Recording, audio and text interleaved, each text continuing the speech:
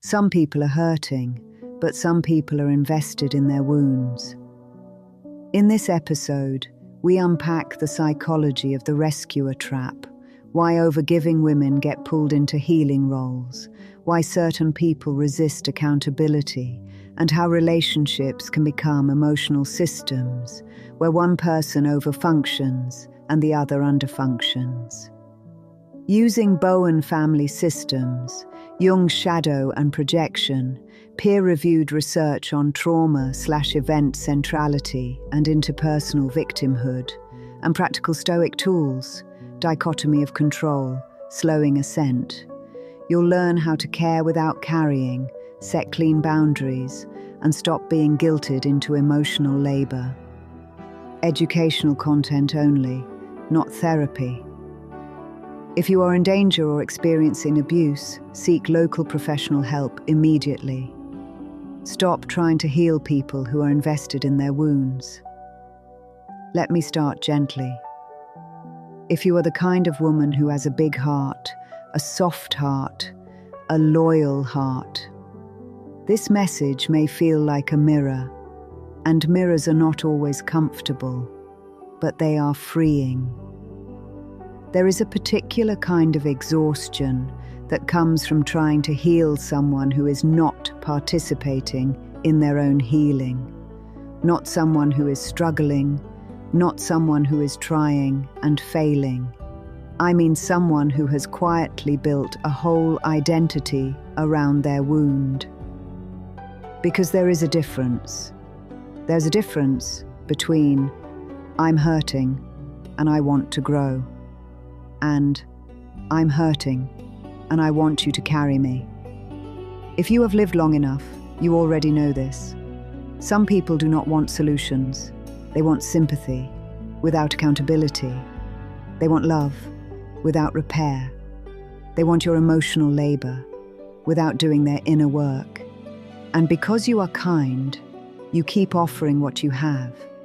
You offer patience. You offer understanding. You offer prayer. You offer encouragement. You offer forgiveness. You offer second chances. You offer third chances. And you keep telling yourself, maybe this time will be different. Listen to your auntie for a moment. Sometimes it is not that they can't change. Sometimes it is that change would cost them the identity they are attached to. Let's go deeper. When someone is invested in their wounds, the wound is no longer just something that happened to them. It becomes the way they explain everything. It becomes the lens they interpret life through. It becomes the reason they do not have to take responsibility. And very quietly, it becomes a kind of power. Not healthy power, but power. Because if I am always the wounded one, then I am always excused. If I am always the wounded one, then I am always entitled to special treatment. If I am always the wounded one, then you must keep proving your love by accommodating me.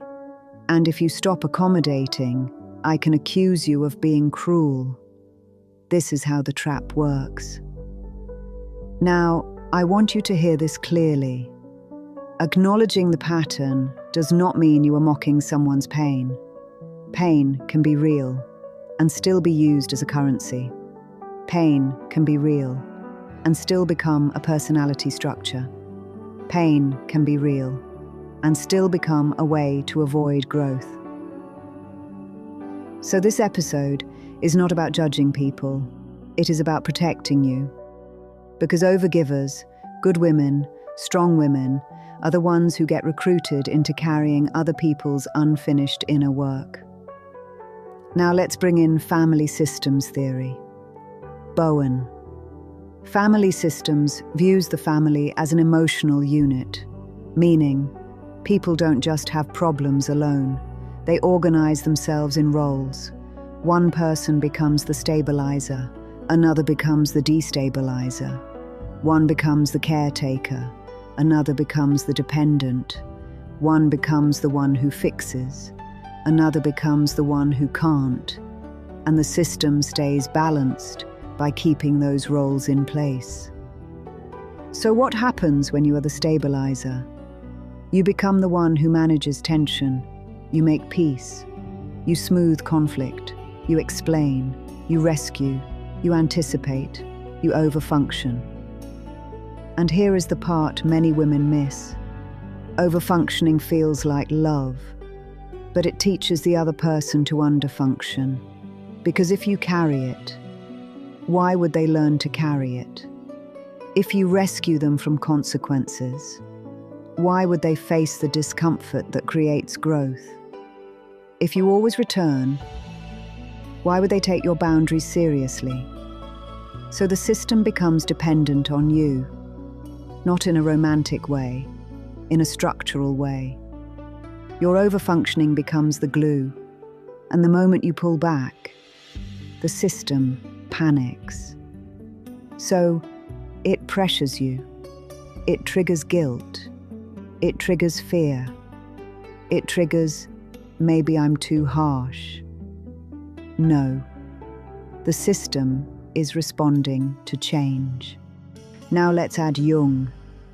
Jung spoke about the shadow, the parts of ourselves we do not want to see, the parts we deny, the parts we repress, the parts we refuse to integrate. And when the shadow is not integrated, it does not disappear. It leaks. And it leaks into relationships through projection. Projection is when a person places responsibility for their inner world onto someone else. Instead of saying, I feel ashamed, they say, you're judging me. Instead of saying, I feel scared, they say, you're attacking me. Instead of saying, I avoid responsibility, they say, you're controlling. Instead of saying, I don't want to change, they say, you don't accept me. Do you see it? The unowned inner world gets assigned to you. And if you are a woman who has been trained to self-question first, you start believing the projection. You start carrying blame that is not yours. Now this is where the good woman suffers, because she thinks love means, if I explain enough, they'll understand. If I endure enough, they'll soften. If I forgive enough, they'll mature. If I sacrifice enough, they'll finally value me. But that is not love. That is overfunctioning. That is the old role. Now let's bring in the research idea behind wound identity in a careful, grounded way. Psychologists have studied something called event centrality or trauma centrality. It describes when a painful event becomes central to a person's identity and life story. Not just something that happened, but something that defines who they are. That can be associated with distress and with staying psychologically organized around the trauma narrative.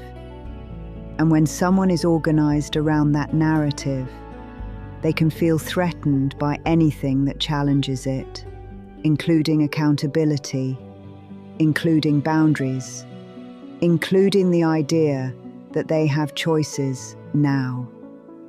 In interpersonal psychology, researchers have also described a trait-like pattern called a tendency for interpersonal victimhood. Some people come to experience themselves as the victim across many relationships, not in one situation, across situations. And that tendency can come with cognitive biases, like interpreting events through a victim lens, ruminating, and holding on to grievance. Now let me say this gently. When someone is invested in the victim role, your love does not feel like love to them. Your love feels like a stage, a place where they can perform hurt and receive the attention without doing the work. And if you are a rescuer, you will keep stepping onto that stage because your nervous system has been trained. When someone is in pain, you fix it. When someone is disappointed, you rush. When someone is angry, you shrink. When someone withdraws, you chase. That is not your fault. That is conditioning, but it becomes your responsibility once you see it. Now let's connect this to codependency research.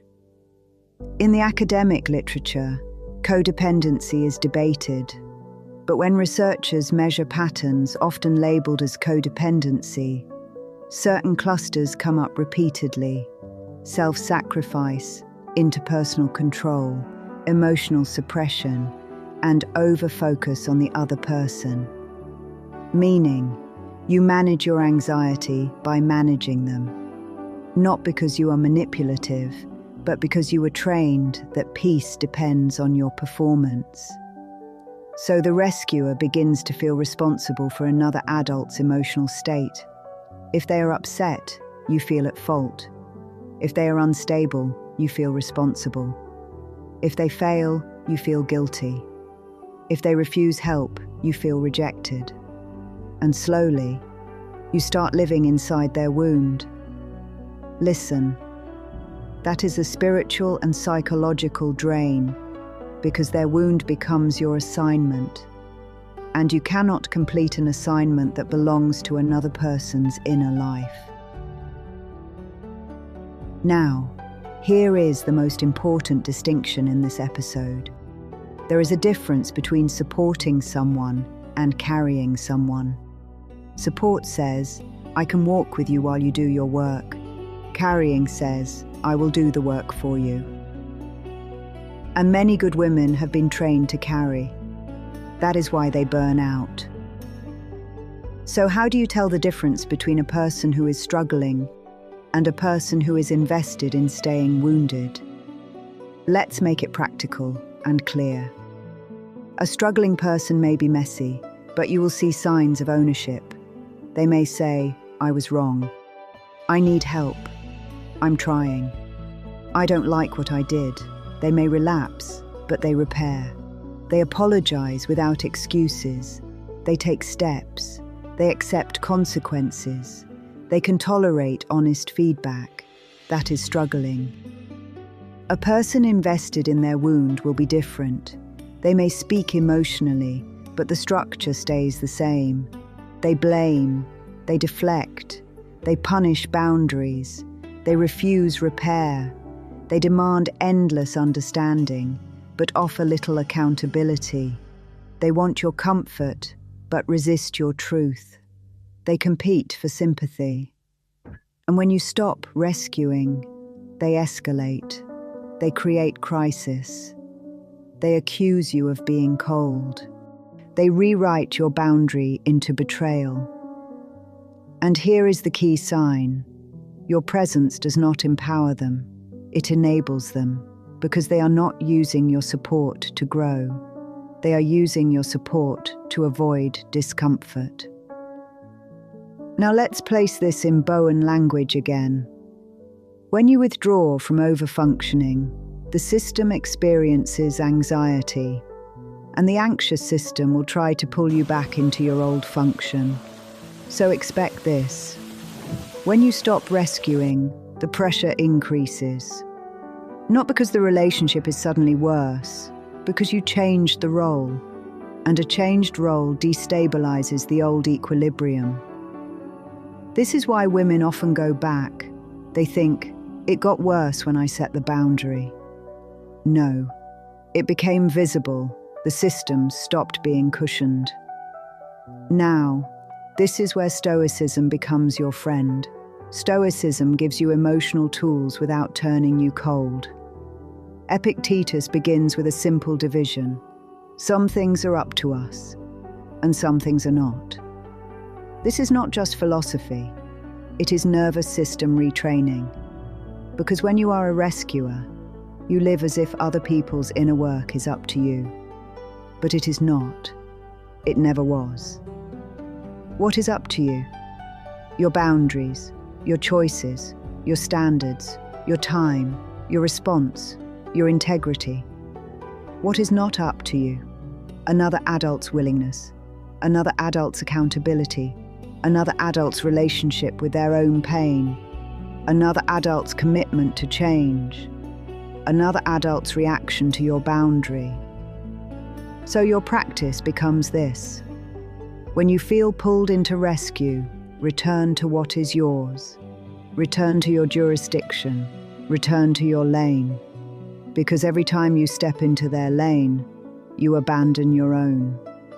Now Seneca gives an additional tool. He teaches the value of being slow to believe the first impression. Because emotional manipulation works through speed. It works through urgency. It works through panic. It works through the feeling, I must fix this right now. So a Stoic boundary begins with slowness, not harshness, slowness. Here is what that looks like in your life. When someone sends a guilt message, pause. When someone cries and demands immediate rescue, pause. When someone says, if you loved me, you would, pause. When someone creates crisis after you set a boundary, pause. Not to punish them, to protect your clarity, because clarity does not live inside urgency. Now I want to give you a simple practice. It is small, but it is powerful. I call it compassion with a closed fist. It means you care, but you do not hand over your life. You listen, but you do not become responsible. You love, but you do not carry. So you can say, I care about you, and I hope you get support. I'm not able to do that for you. I'm not the right person to carry this. I'm willing to talk when it's calm, not during crisis. I will not be spoken to that way. Short, clean, respectful, no sermon, no over-explaining. And now, the hardest part for the rescuer, allowing consequences. This is not revenge, it is reality. Because if someone refuses their own healing, the consequence is distance. The consequence is limited access. The consequence is no. And that consequence is not cruelty. It is the price of adulthood. Now, if you are dealing with someone truly abusive or dangerous, this episode is not telling you to be calm and stay. No, safety comes first, always. If you are in danger, seek help locally. This is education, not therapy. But for the woman who is simply stuck in a rescuing loop, I want you to hear this. You are allowed to stop. You are allowed to step back. You are allowed to love people without being consumed by them. You are allowed to let someone's wound be theirs, even if they try to hand it to you.